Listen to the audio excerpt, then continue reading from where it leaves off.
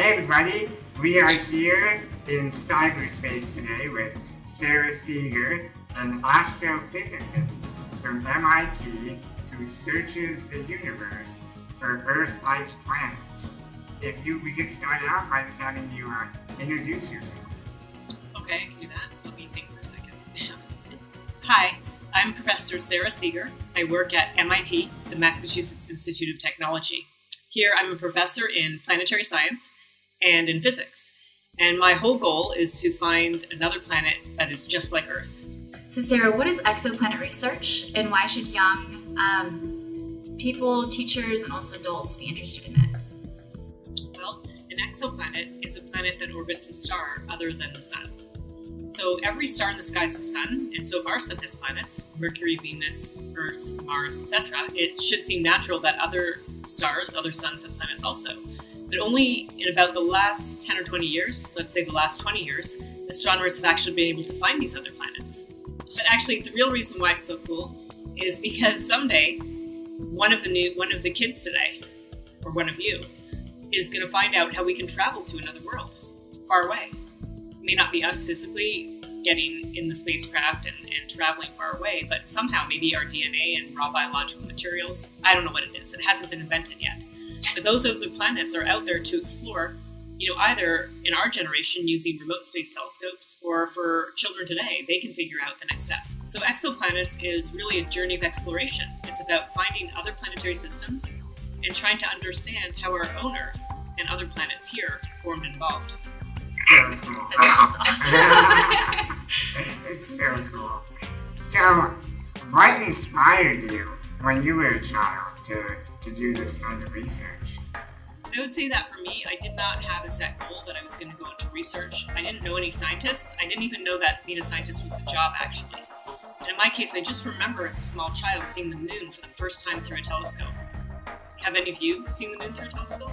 It's just breathtaking. Who would have known that, what you see when you look at the moon, but in detail when you look through a telescope, it's so amazing. Craters, and you can even see a crater within a crater. We saw that this summer. It was so amazing to me. I just didn't know about it. And as I went through education and school, I didn't know you could be a scientist for a job, but I eventually learned about that and decided to pursue it. You mentioned a star shape. What exactly is it? Well, what the star shade is a very specially shaped screen, a giant screen, 30 meters in diameter. And it would fly in space together with the Space Telescope. But that star-shaded telescope would be separated by tens of thousands of kilometers. And what the star-shade's job is exactly what it sounds. It's shade out a star. It's supposed to block out a star so that we'd be able to see the planet light directly. And if you wait right here, I'm going to bring you a 1% scale star shade. Oh my God, it's so cool. And it has been used in desert testing, where the star shade would be at one point, and an LED fake star and planet would be 1 kilometer away, and 1 kilometer in the other direction would be a camera. And they do this in the desert at night, out in Nevada. Sounds so cool. Oh my God.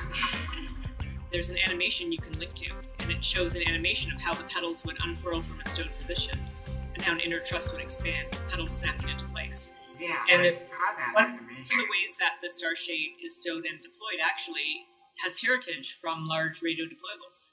There weren't petals on those, but the way that it folds together and then expands is actually something you can look at.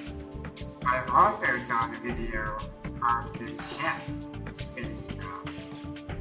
Can you talk a little bit about your involvement on that project?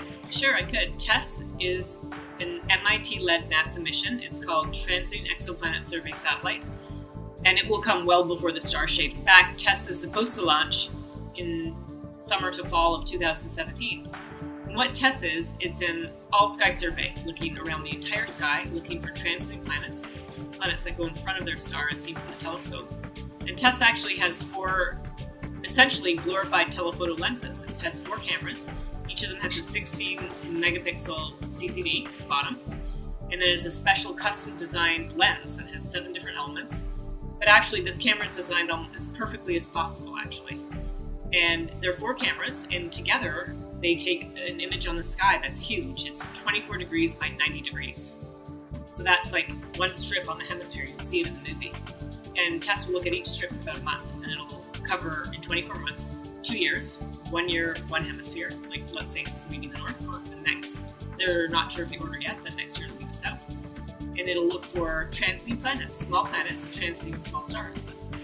And in that 1 month to 2 month period that they have access to, the planets that transit small stars would be in the habitable zone, the so-called Goldilocks zone, not too hot, not too cold, but just right for life, as planets with thin atmospheres heated by the star. And so my involvement in TESS is I'm one of this called co-investigator. One thing you should know is that all the TESS data will be public as soon as possible, actually. Which might be like 4 months from when it was taken, because it can take a while for data quality to make sure the data is calibrated and just ready for the public's use, because the real data, the raw data that the spacecraft takes is not really the right product that you want people to be using, because there's a lot of things that the people working on the team can fix for you first. The data will be public right away. But here at MIT, we're responsible for delivering the cleaned up light curves and various, we're also going to be looking for planet candidates in those light curves.